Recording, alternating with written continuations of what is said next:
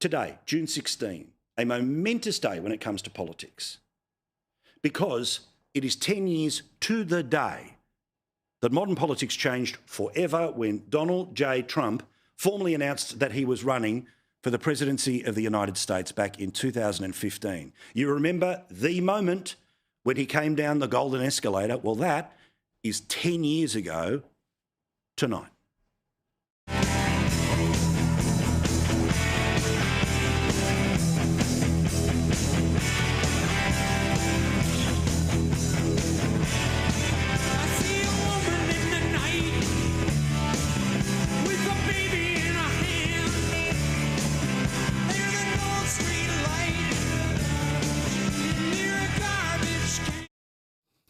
Tip, if you ever get the chance to go to Trump Tower, and I have obviously as a tourist, the escalators don't work like that for everyone else. You notice that he's sort of one escalator back. Well, the escalator that is closest to the atrium, that's the one that goes down. The one that he went down is the one that goes up, but hence is the power of a potential president. But like you, 10 years, right? Like in a flick, you just go 10 years, my goodness, how did that pass so fast? Or, of course, for the Trump haters, it's been a lifetime. But can we just for a second, just have a think about what's happened in the past 10 years. On this day, 10 years ago, down the escalator, and he made a speech that people could still quote to this day, positively or negatively. When Mexico sends its people, they're not sending their best. They're not sending you. They're not sending you. They're sending people that have lots of problems. And they're bringing those problems with us. They're bringing drugs, they're bringing crime, they're rapists, and some, I assume, are good people. What an ending. And some. Now, the media, it must be fairly said, did not think that he was a chance of not just becoming president, they didn't think that he'd end up as the Republican nominee. And if I'm being truly honest, and I will not attempt to wipe my history, I didn't think it was a slam dunk. Why? Because Jeb Bush was in the race. He would have been the third Bush running to be president. He was the then governor of Florida. He had $200 million and all the machine on his side. But of course, the media, well, just as they do 10 years later, this was their attitude back then. There are no words. How do you even have a straight face right now? There are no words. Ed Rendell, do you have any doubt that this is anything more than a carnival show? We all laugh about it, and I'm sitting here laughing out loud, you know. It's like I can't tell if this is politics or if this is just PR. Is it typical Donald Trump fashion, or is it hilarity run amok? This morning, some Republicans say they're worried Trump will turn the campaign into a circus. Party leaders worry Trump's presence will turn the primary into a joke. Oh, but it was so good. Remember from the very first debate, the question, of course, from our dear friend Megyn Kelly? Well, there he was with heavy hitters, with governors, with, people, again, who felt a birthright to the presidency. All of them blown away, he becomes the nominee. That's history in and of itself. And then, of course, he had the opportunity to debate Hillary Clinton, and like or dislike what he had to say, this is a killer line in a debate. It's just awfully good that someone with the temperament of Donald Trump is not in charge of the law in our country. Yeah, because you'd be in jail. It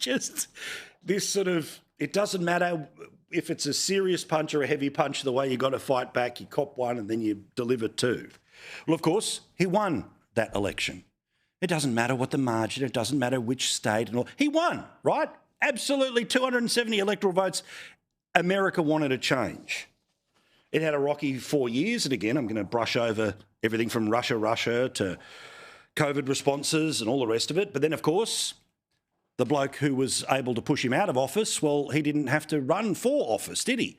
He was in the basement thanks to the results of what had got out of control in China when it came to the coronavirus, and Biden ended up basically reversing the fortunes and won by about the same margin that Trump had done 4 years earlier.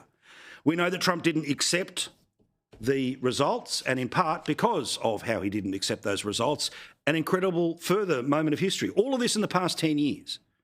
Remember when there was a mugshot, the first ever mugshot of a former president. This, of course, was in Georgia, connected with a case that eventually went away, about plans to change the 2020 result. And then, of course, he was off to court and I think this was a ludicrous case. Remember, he was essentially being found guilty of a bookkeeping offence, but they didn't bring the bookkeeper in to prove the offence because the bookkeeper had clearly proven that it wasn't an offence. But still, remember how people had thought this guy, okay, yes, he's back as the nominee, but there's no way this guy could win. This was a rigged, disgraceful trial. The real verdict is going to be November 5th by the people, and they know what happened here. But the history was not over. As you know where this is going, but it goes via one of the most extraordinary things any of us who care about politics have ever seen, which was the then sitting president of the United States, who we all know wasn't up to it when he was campaigning from the basement, just melting before the world's eyes. Oh, first it was a flu, then he was tired from travel, and then, of course, eventually people write best-selling books that he was never up to it, that he was crumbling behind the scenes. And even before we get to he wins the 2024 election, he was shot at, not just once, but twice, including live on TV. That's a little bit old, that chart. That chart's a couple of months old, and if you want to really see something that's said, take a look at what happened.